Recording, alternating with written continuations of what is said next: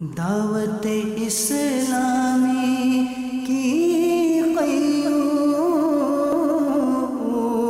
سارے جہاں میں مچ جائے دھوم، اس پہ فدا ہو بچہ بچہ، یا اللہ میری جھولی بھر دے، یا اللہ میری جھولی بھر دے۔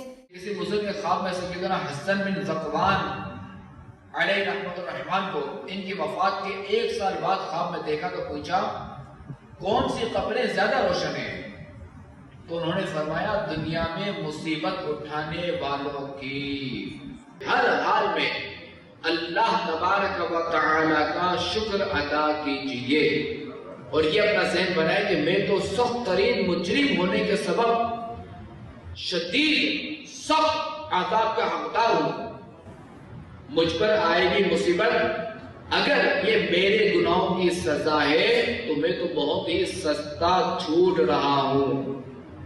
دعوت اسلامی کی قیوم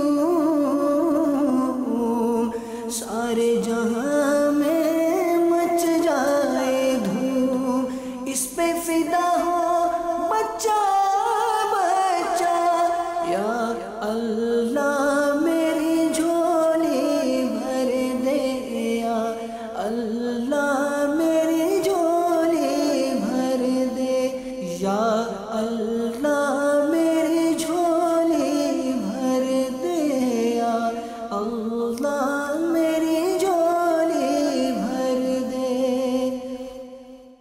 ابھی جو ہے وہ بیرا کے علاقے مانگا میں ہم یہاں موجود ہیں اور یہاں جو ہے وہ بھی الحمدللہ عز و جل سنگ بنیاد کی ترکیب بنی اور اس مسجد کا نام جو ہے وہ بہار شریعت مسجد۔